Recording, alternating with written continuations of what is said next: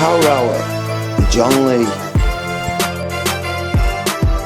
Welcome to the Power Hour. John Lee in the house with his bottle of water. So I'm going to try and put that just in this shot, which is normally quite annoying, even for me when I'm watching it. I'm thinking, move that bottle of water. So I don't know if you can see that. Anyway, today we're talking about mysteries of the ancient world. Oh yes, things that I look at and I'm not convinced by the explanation at all. And I have looked, I have tried, I've read whatever I can read, I've seen whatever I can see. And in some cases, I'm just not buying the explanation. And in other cases, there is no explanation. So we'll go around the world and see what I'm talking about. We'll begin at Serpent Mound in the USA, in Ohio, actually. So what's that? What's Serpent Mound? Well, it's a mound in the shape of a serpent. But what's special about it? Well,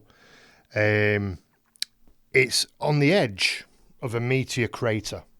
So sometime in the very distant past, millions of years ago, meteor came down, smashed that area of the United States, big massive crater, and right next to it is where we find the Serpent Mound. So a little bit of statistics for you here. It's 411 metres long. It's 3 feet high. And it points directly to the summer solstice. Right, so at the end of it, if you stand at the end of it, and you look straight, and it literally shows you where to stand and where to look. You look straight. Across the valley, there are two mountains going like that into peaks. And the sun comes down between those mountains during summer solstice. And this is the kind of thing that was very important to these ancient cultures, because this was built up to about 3,000 years ago. So the estimates go from 1,000 to 3,000. And the general trend that you'll see with all these things is to try to simplify everything. Everything was done by really simple people with really simple tools for really simple reasons. And for me, what this indicates, and I'll come back to this case in a minute, but I'm just using that piece of information to indicate what I'm talking about, which is that we, as it's often been said, are a species with amnesia. We really don't know where we come from. We don't know what our history is. And even if you're a religious person and you say, well, you know, God created the universe, full stop. Okay, you might be right. Or you're a Big Bang lover and you say, well, Big Bang, you know. Okay, you might be right as well. But that doesn't change what I'm talking about. I'm talking about the sociological and cultural evolution of the human race over the last several thousand years. And there are huge, tremendous gaps in that story and that narrative. And so what we've done as a species is to fill those gaps with supposition and arrogance. And part of that is to say that the people in the past were inferior to us and the people before them were inferior to them. So what we're doing is we're going from the cave to the iPhone in a line like that of continuous improvement. And if you try to mess with that line, you will be attacked and called a conspiracy theorist, of course, as you be called for anything that's not just completely in lockstep with, you know, the establishment, Wikipedia and people like that. And this is sad, in my opinion. It's very sad and it's tremendously arrogant. And it doesn't hold water anyway. Because if you look, for example, at the Persians of 2,000 years ago, 3,000 years ago, and compare them to the English of 600 or 700 years ago, you'll see that the Persians were far more advanced at a totally different period in time. So I think there are periods of high points and low points, basically, undulating improvement, and dark times like the Dark Ages when the Roman Empire fell and most of Europe just went into complete remission. And so why am I talking about Serpent Mound in that context? Well, it's at least 2,000 years old. If we just go with the average between the estimates of 1,000 and 3,000 years old, and it's pointing to the summer solstice. So these are people who, let's say 3,000 years ago, because even I think that's probably even a conservative estimate. But 3,000 years ago, these people knew that the sun would come down in a particular place on a particular date. So we're talking calendars. And they knew, or they had attributed all kinds of importance to that. And to the point where they were willing and able to construct something that was massive and difficult and complex and also invisible. So if you're on the ground, if you go to Serpent Mound, and you can have a picnic there, you can spend all day there with your mates, and you won't notice the snake. You can't see it. From ground level, it cannot be seen. And now, well, in recent years, people have been going there with drones and sending the drones up into the sky to film down so that they can see the snake. And they're also using computer software to highlight the shape of the snake, just to make it more visible, to accentuate the construction of it. And, well, that begs the question, how did the people who built it admire it? If you couldn't even see it, you know, and it's a question of sales as well. How are you going to sell that to the people? Right, what we're going to do is we're going to build this snake, and it's going to be a big project, very, very complicated, very, very difficult, and it needs to be absolutely precise. And we will never see it. We will never see it. Our children will never see it. Future generations will never see it. The only people who will ever be able to see what we're building now will be those who are able to fly. And at that time, obviously, you're talking about, you know, ye olde science fiction. People flying, people in the sky looking down on this. That's not possible. So why would you build something that can only be seen from the sky in the deep, dark history? And of course, that promotes all kinds of different theories, particularly that this thing and others were built to be appreciated from the sky. Now you can hypothesize, well, is that sci-fi, extraterrestrial orientation, or is that religious? So you could say, well, maybe it was built for aliens who had been, or aliens that they believed in, but people from other planets who would be able to fly and would be able to see this from their vantage point. Or was it built for the gods, or whatever gods they believed in? They would probably be described as pagans. So any pagan gods that they believed in may have been able to see this. But any way you look at it, this has been built for people who are looking down on the earth from above. People who are in the sky, or entities that are in the sky, whatever way you want to describe it, whether it's people in heaven, saints and angels and deities, or it's aliens, people from other planets. Any way you cut the mustard, that's people in the sky looking down on it. So that raises a very interesting set of questions for me. And I'm not sure what the answer is, and nobody is. But what is interesting in all these cases is the location. So this is, as I said earlier, on the edge of a meteor crater. And in that meteor crater, we find tremendous quantities of iridium, which is a precious mineral, basically, that is extremely useful and expensive, and is used today, and is very valuable today. And that's where this snake was built. And if you actually look, just to finish with a little design point, when you get to the end of the snake, there's a snake's head. And the snake has a sun, or the sun, in its mouth. And across the way, across the valley, is where you'll find the sun coming down. And it all seems very elaborate to me. Can you not just have like a stone triangle pointing at the sun across the valley? Why do we need this big snake that we'll never see? Makes no sense to me, that, especially not being 411 meters long. I don't think that's necessary at all. So I don't think we're talking about things that were necessary, but they were done. So that's in the USA. We'll fly a little bit south, a few thousand miles down to the Nazca lines in Peru. So these are about 2,000 years old, at least. And what are they? They are incredible constructions in a way. They were built, they were designed they were engineered, and the lines that travel through the sand and are still there. They've been there for thousands of years. And there are loads of theories about, obviously all aspects of it, all elements of it, who did it, why and how. But you can look at the straight lines that travel for kilometres and they don't deviate. There's no deviation at all in the width. They're perfectly straight. And so you see explanations where they pick up the black stones and move them and that leaves like a whiter sand visible. Yeah, but that doesn't explain how they're perfectly done. You'd be picking up stones all over the place. You'd look behind you and the line would be like that because you're just picking up stones and throwing them to the side. That's not a reliable way of drawing a long line in the sand. That's ridiculous. And then when you look back, you can't even see the line. See a few metres of it maybe, but not all the way back. Just from your vantage point, you can't see the line.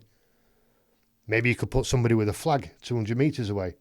Or maybe you need everybody, a person every 2 or 3 metres with a flag so you could look down and see that it's straight. But is that a reliable way of doing it? I don't think so.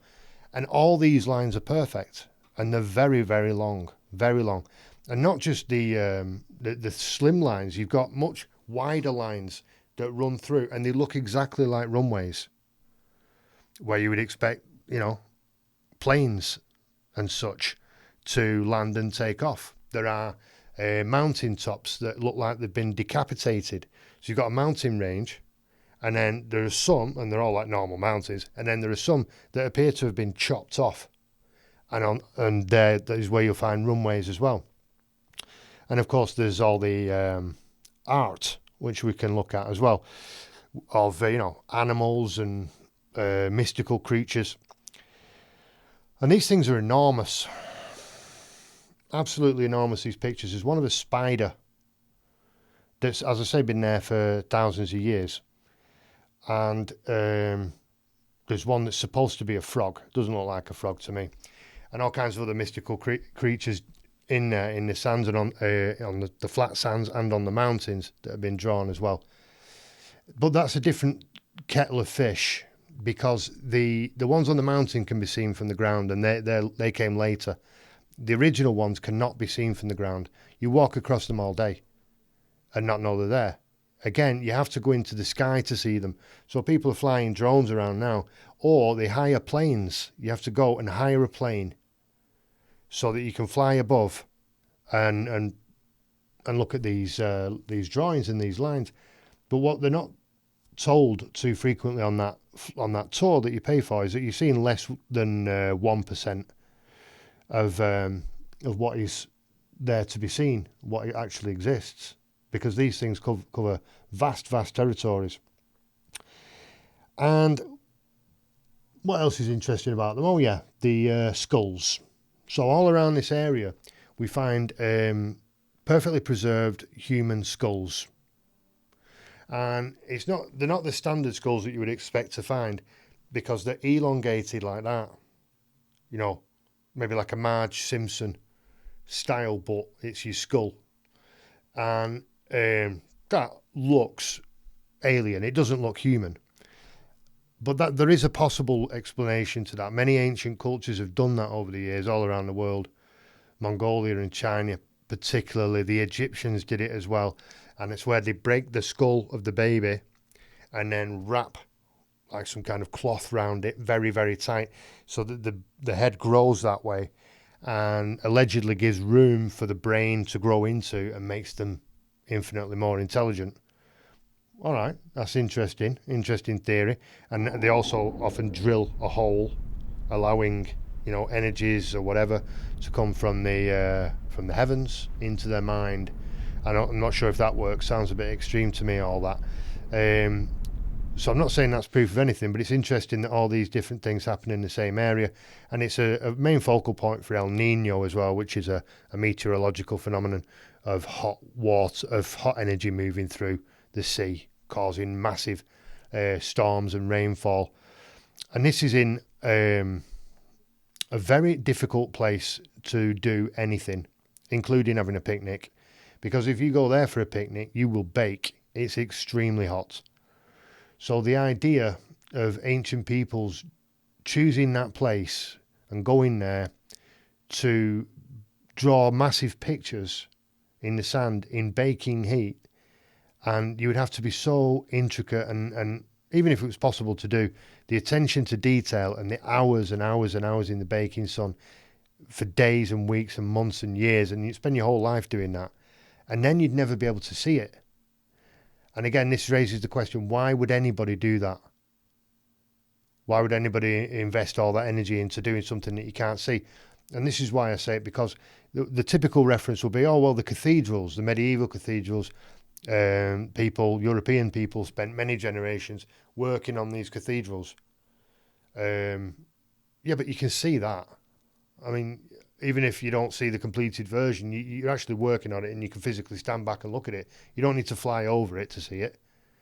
So it's a completely different thing, and in a completely different time period. So thanks to a woman called Maria Reich, a fantastic German lady that went out there and lived in this little hut in Nazca, and she fought to protect the Nazca lines from all kinds of people, smugglers and people who just generally wanted to desecrate the land. So between Serpent Mound and the Nazca lines, what we're seeing is, if you're going to call America a continent, I think it's 3 continents really, but you're going to call it a continent, from one end to the other there at least, you've got these huge pictorial constructions, ancient artwork that can only be seen from the sky. And that's interesting to me. And it leads me to the inevitable, crop circles. Now, you start talking about crop circles, if you're interested in crop circles at all, you'll be inevitably called a conspiracy theorist, or, as I saw the other day, a crop circle theorist. So if you see this crop circle and say, that's incredible, that's interesting, I'm intrigued, you're a crop circle theorist. You know, just put the word theorist on there to connect it back to conspiracy theorists, so it's an insult. No, I'm just a person who's interested. I think that's fascinating, and I'd like to know more. Conspiracy theorist. And where do we find these things anyway? We find them worldwide, and they're not new. Evidence of crop circles goes back, at least in literature, which is our only record really, hundreds of years. So these things have been appearing for hundreds of years. And that's why, there's this famous story about the 2 English guys who admitted to going out doing it. Well, fair enough. I'm not saying they didn't do it, but they didn't do it for hundreds of years, did they? I mean, they weren't out in the 18th century doing it, and they didn't travel all around the world for hundreds of years. They're not the Highlander twins going around doing these intricate crop circles. They went out a few times and did them in the field and sold that to the press. They're not responsible for all crop circles worldwide since the 17th or 16th century at least. So the hotbed of this is England, Wiltshire in particular, where we can find, at least in that area of England, you can find Stonehenge, which we'll look at a little bit later. So there's a vast quantity of these things in Wiltshire, and they appear overnight. And that's a fact. They definitely appear overnight. And that's interesting because of the complexity. So there was one that was found in Wiltshire in the 90s. And it was found by a guy called Brian Reed, who's one of these kind of industrial agriculturalists. He's not a pig farmer.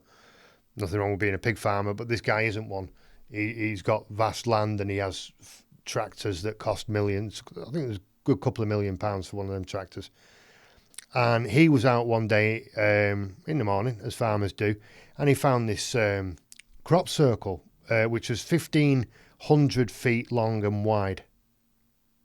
That's big. It's big and it's intricate, and the design of it is incredible. If people did that, then they were very intelligent, very talented at least people, with a strong desire to go out in a field at night and do this in the dark before the farmer gets out of bed. And if you know anything about farmers, they will shoot you. Believe, cattle rustling is a real thing. Any cow will cost you thousands of pounds, and people do steal those animals. You go wandering about at night in the countryside, going into people's fields without permission. I don't care what you're doing, tossing around with a plank of wood. You can get shot, and they're doing it without torches. They must have had torches. Even if you're doing it with a torch, your visibility is going to be terrible. And then you're using torches, so the farmer looks out his window and sees torches in the field. You're going to shoot you, you know. So he goes down there, very serious guy, and confirms that this was not there yesterday. So in whatever way, if people did that, they did it at night with torches, and that's an incredible feat, and it's perfect. It's absolutely perfect. Now, just to get into a bit more the spooky side of this, in that area it's a hotbed for UFO sightings, and you can say, well, John, it's close to Stonehenge. It's where these crop circles have been appearing. Maybe this is a local hobby, and people in that area are obsessed with UFOs, or people from all over Britain go there, and the UFO conspiracy theorists, tinfoil hat type people, and these are the people who are seeing all these UFOs. All right, fair enough. But it's true that it is a hotbed for UFO sightings and ancient mysteries and crop circles all in this area. And one that's particularly interesting to me is that it's called Child Bolton crop circle. And the reason that that's interesting is because it's not a circle. It's a rectangle. And it was a response to Carl Sagan. Regardless of who did it, it was a response to Carl Sagan. Now, we know that Carl Sagan is one of the most influential astronomers, if he is an astronomer. But he's certainly, a space scientist in general. He's got so many titles of things that he is. But he was like the 20th century authority on space, and a highly recognised and respected scientist. And he created a code, kind of pictorial more than anything else, that would describe the human race and the human condition and the planet, and send that into space. And that's what he did. He sent this into space so that any intelligent life form who found that could read these codes on these kind of plaques, almost digital plaques, and would be able to decipher, well, this is the shape of a man, this is the shape of a woman, these are some building blocks, etc. And he spent a long time figuring this out.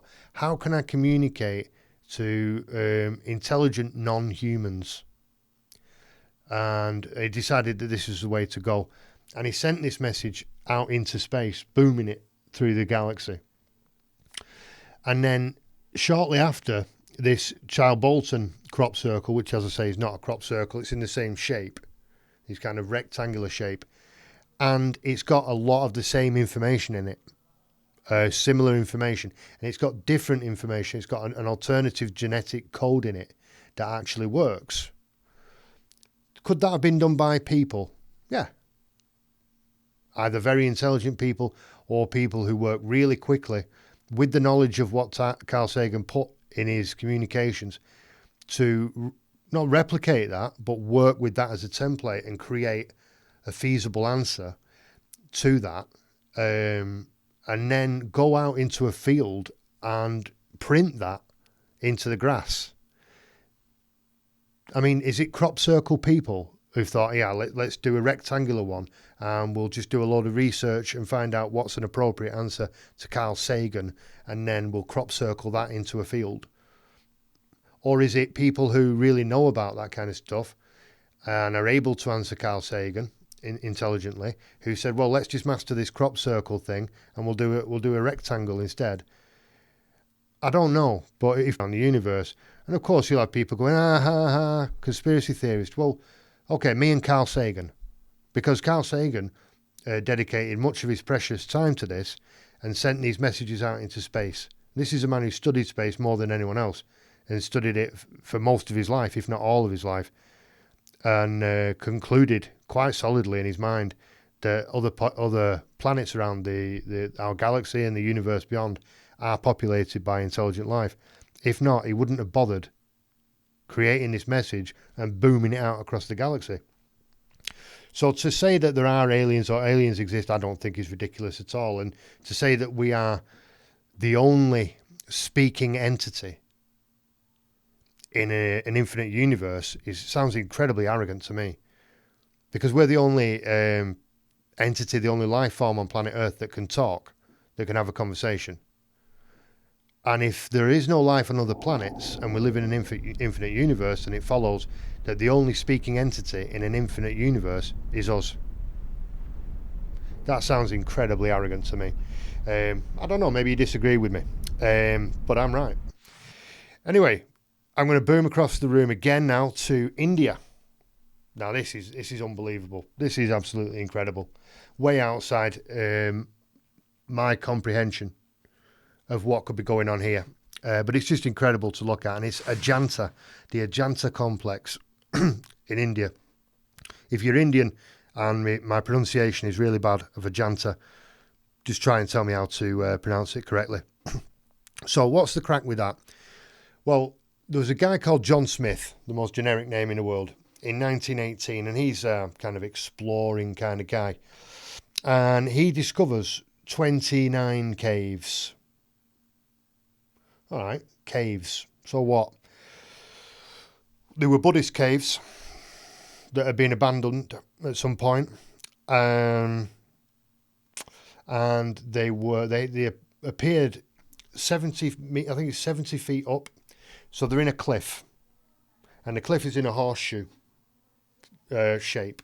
Apparently natural horseshoe shaped cliffs. And halfway up, right in the middle, you've got these caves. Now, that sounds relatively interesting until you find out that they're not caves. They are, I suppose, the constructions, but they're not even constructions. What they've done, the builders of this, is to start in the middle of the cliff. So if you imagine like the White Cliffs of Dover, go halfway up that and tunnel in.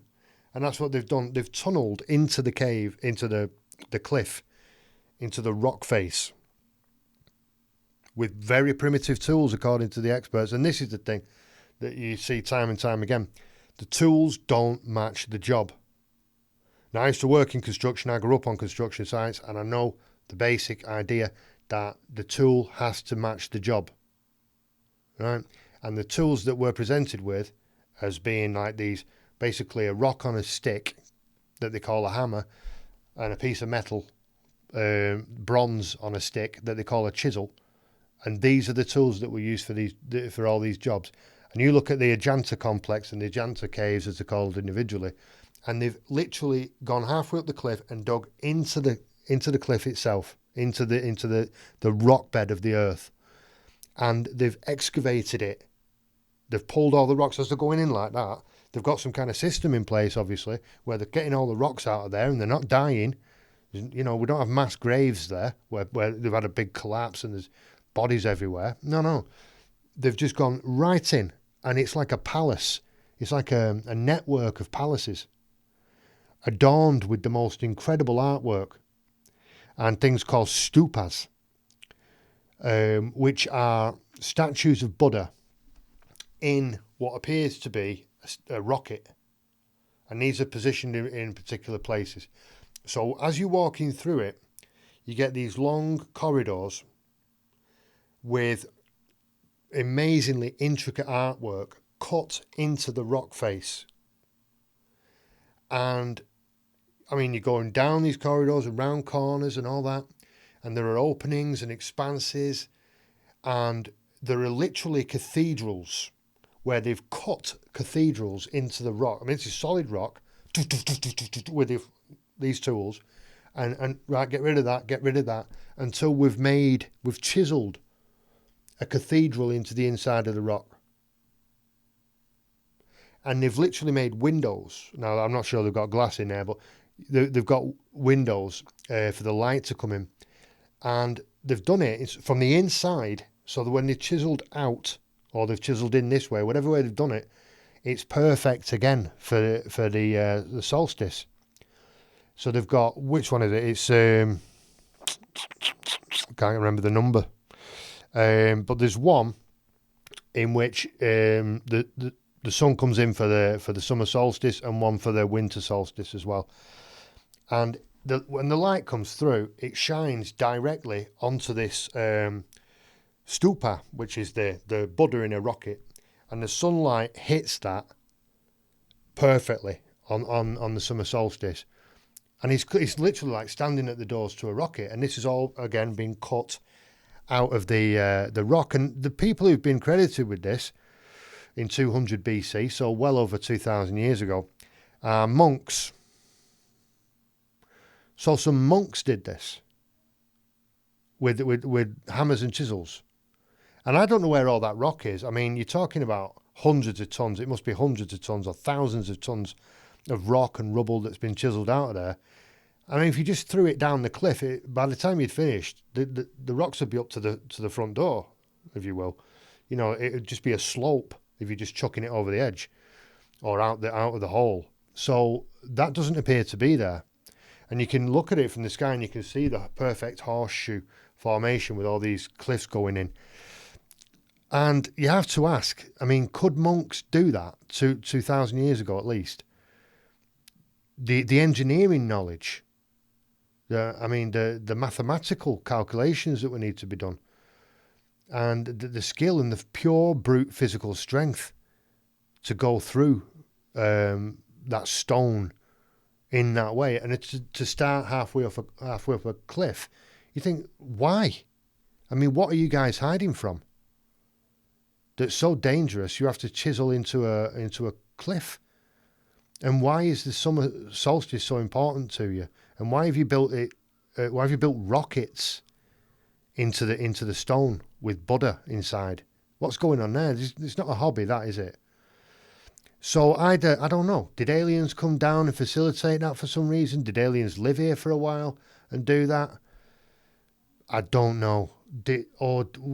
Were these ancient civilizations far more advanced than we give them credit for? Because we think, well, you've got them tools, you're worse than us. Our tools are better than your tools, and we know more than you. And that's it. So we're going to give you credit for having these crappy little tools. But then we have to give you credit for doing things that we could never do with these pathetic little tools. So it just makes no sense at all to me. That is a complete mystery. And it's not the only one. There's one called Lalibela in Ethiopia. Well, there are several of them, but I'm thinking of one now in Lalibela.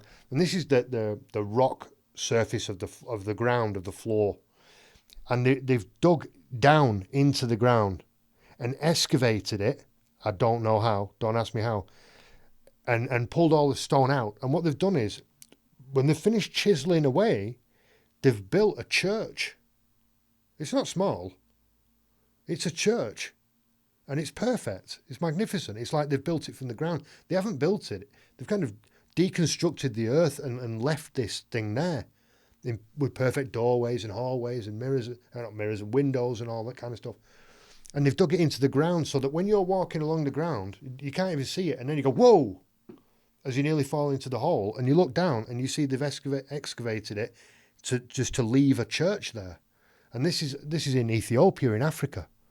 Obviously, it's in Africa, but not the most advanced country in the world, but they could do this 2,000 years ago. We can't do that now. And then the hows and the whys of it all come flooding in, don't they?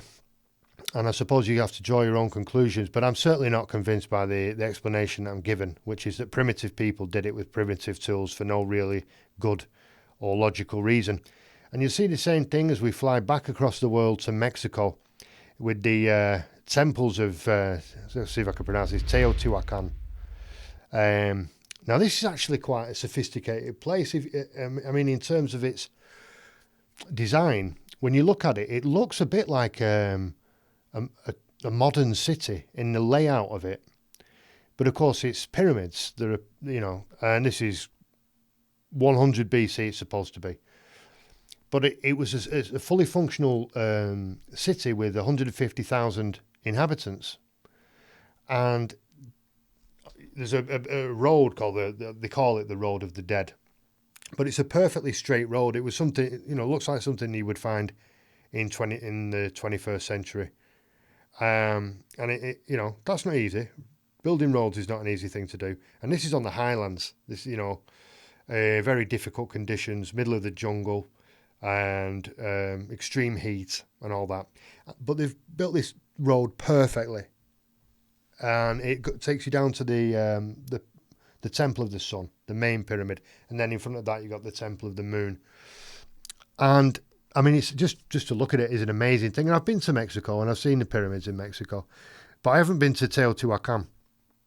And one of the incredible things about it, I mean, this Street of the Dead is miles long, by the way. You know, it's not a driveway.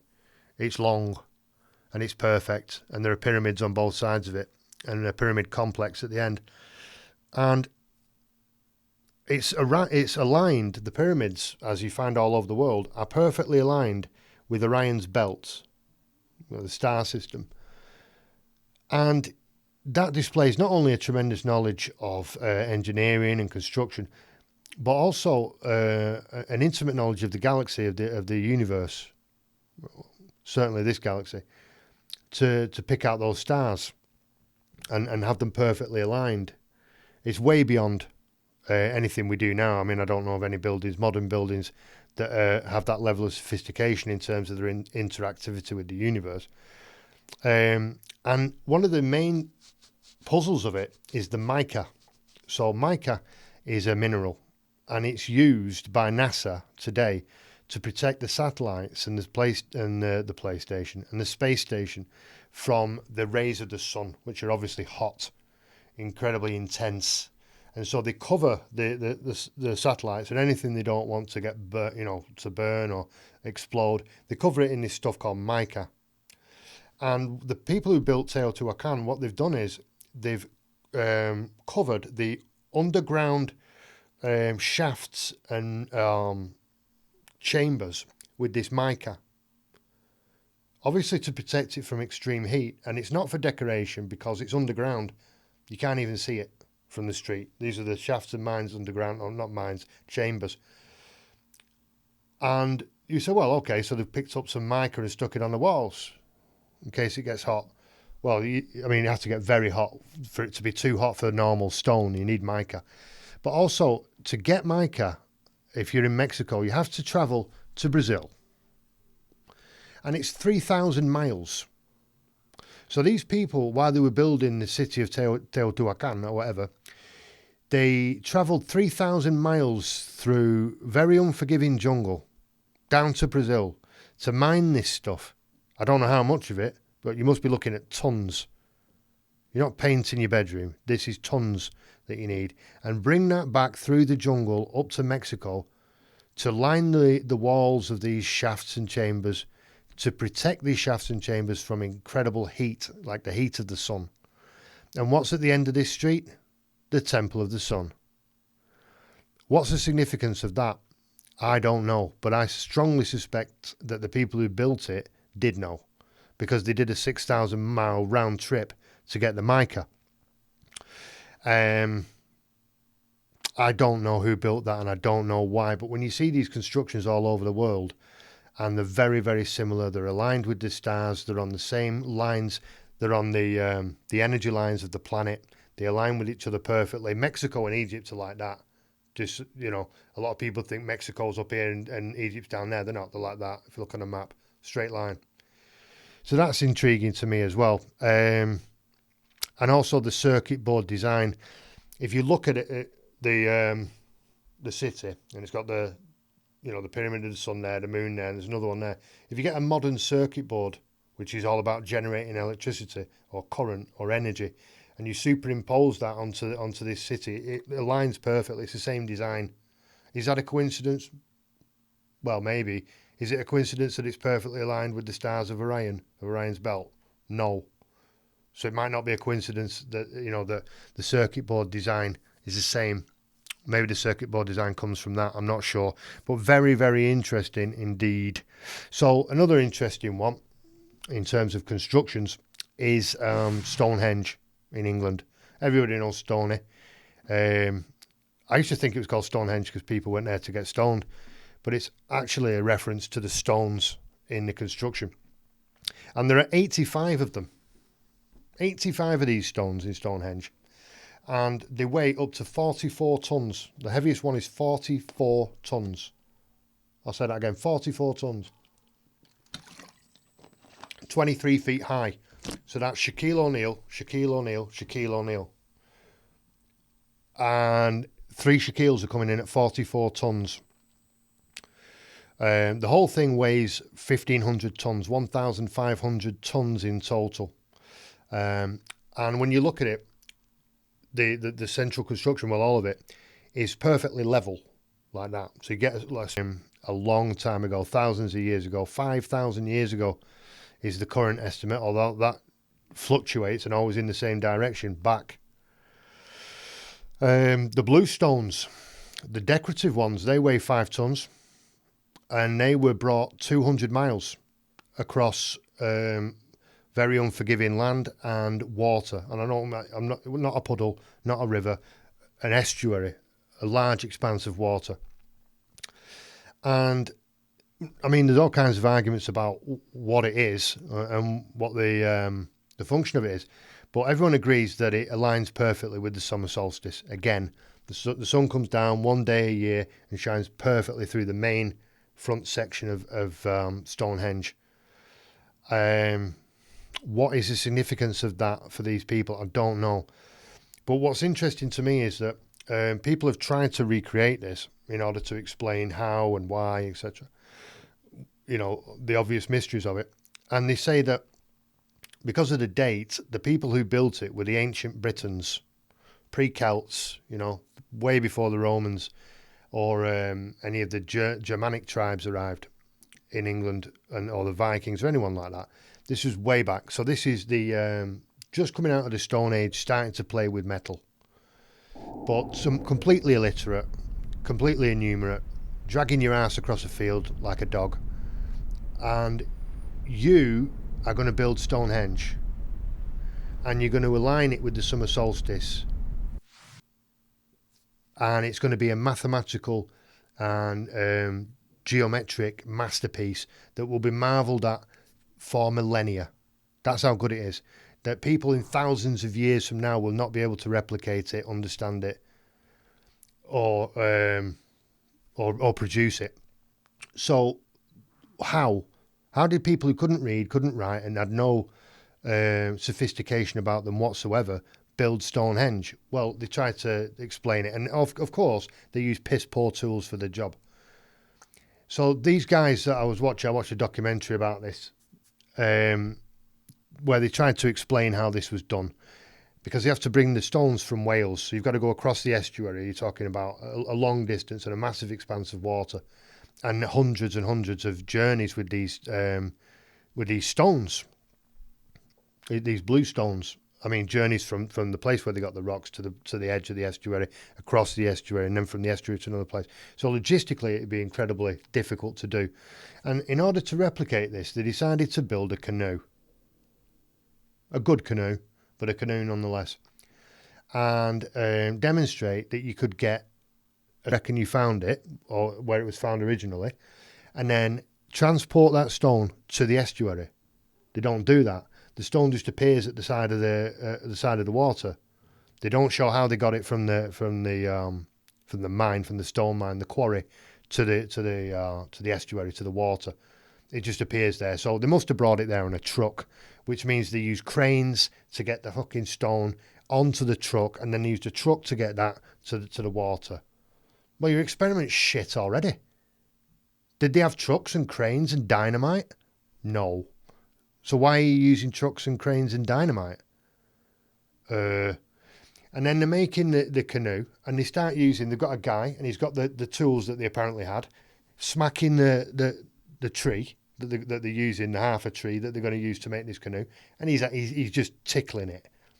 And then he said, yeah, well, so we can see that he's like, he's making an impact, he's making a dent in this wood, so we can conclude that, you could do it with these tools. You might need 1,000,000 years and about 1,000,000 hands, but you could do it. So they just chuck them on the grass and get the chainsaw out. So you're not content with fucking dynamite and massive cranes and lorries. No, you've got to get the chainsaw out now. So that's what they do. And eventually they manage to get this stone onto these canoes, and they move, a few meters, I don't know, 40 meters across a really flat water on a really nice day. And they literally say in this documentary, well, obviously we've only completed a tiny fraction of what would be necessary just to get the blue stones to Stonehenge. And we've cheated all the way through the process just to do that. And we still didn't do a good job of it. But we've shown conclusively that ancient British people built Stonehenge. Right, so you've done a fraction of the job and you've cheated all the way through, and that's how you conclusively prove your conclusions. That's bullshit. And the question becomes why? Why have you gone and made this documentary? Why have you deliberately cheated in the process? And why are you trying to present that process as some kind of proof of anything? Why don't you just say, well, we were completely unable to replicate it and we've got no idea how it was done? So I really don't like that. I find that kind of thing insulting, not just to my intelligence, but to the people of the world. You know, we don't need this kind of misinformation all the time. And hypersimplification as well. I think it's dangerous for the global intellect. So I'm going to rock it up to more recent times, because I couldn't do a Mysteries of the Ancient World with such an inclination towards the unknown without mentioning UFOs. My mate Johnny Spence would kill me if I did that. So Roswell. What's that? Roswell is a town in the United States of America, in the USA. And something very interesting happened in Roswell in 1947. What? Well, a crash of some kind. And it's hotly debated, and, you know, people get really emotional about this and angry about it. I don't. I just think it's interesting. So what happened? Basically, people were going about their daily lives out in rural Roswell, the kind of place where you find the nicest people in the world. You know, the humble, friendly people sitting on the porch, drinking lemonade and playing the guitar surprisingly well. And they're all doing that, and then they see a load of flashes of lights in the sky. Everyone sees it. Everyone in the whole town sees it. The sheriffs, law enforcement, whatever. Everyone sees this, including the military, because they've got a military base there. And nobody knows what these lights are. Right, they're not particular to the decade. If you saw them now, you would have exactly the same reaction. They're not of this earth, or they don't appear to be. Could they be this? Could they be that? Secret weapons, secret aircraft? Yeah. I'm not an expert on aircraft or weapons, so you could easily deceive me, and probably other people as well. But anyway, what was seen was lights in the sky, and then there was reports of a crash. And a guy called Brazel, he goes out in the field and he finds men. The next day, the Air Force announces to the press that a UFO has come down in Roswell, that they've found it and they've secured it, and it is a UFO. And this goes worldwide. This is carried in the press all over the world, England, France, China, wherever you want. This thing is a worldwide news sensation, okay? And then the next day, basically, could have been the next day, the army comes back and says, it wasn't a UFO, actually, it was a weather balloon. And of course that raises the obvious question of what the fuck are you talking about? Yesterday it was a UFO confirmed by the military, and today it's a weather balloon. So that, I mean, obviously a lot of people just said, nah, it's not a weather balloon, including members of your own military. So what are the problems with this? One is that the 509 is the squadron that was at this military base. The American squadron that was at this military base was the 509. And they were the only atomic bomb squadron in the world. Right? These are the people who dropped the bombs on Hiroshima and Nagasaki, I think it's pronounced. And obviously committed terrible kinds of genocide and, you know, nuclear pollution in Japan. But these are people who know exactly what's in the sky. Right?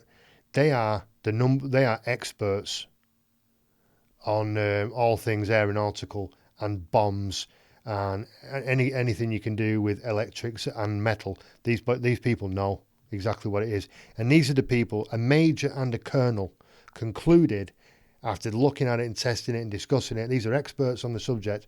These guys who are qualified to drop bombs on cities in Japan can't tell the difference between a UFO and a fucking weather balloon.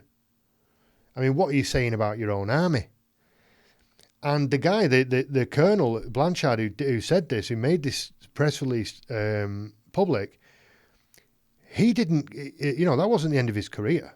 He went on to become a 4-star general. And he never renounced what he said in the first place. He never came out and said, well, no, it was a weather balloon. Never said that. I mean, he was asked about it publicly, badgered about it, actually, by the townspeople in Roswell. And he said, look, I don't know what it was, but I've never seen anything like that before or since. Right? So he never retracted it. He never changed his story. Now, it seems to me that something happened there of major importance.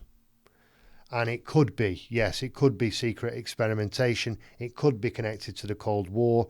It could have been a failed missile attack on the United States by Russia. It could have been all those things. But it could have been a UFO as well. It's not outside the boundaries of my mind to conclude that that is possible. But that's purely a question of opinion. But there was definitely a cover-up. People were threatened. The radio station was threatened because they interviewed the guy, the major that found the metal or was presented with the metal. And they got calls from the Pentagon. We'll shut your radio station down.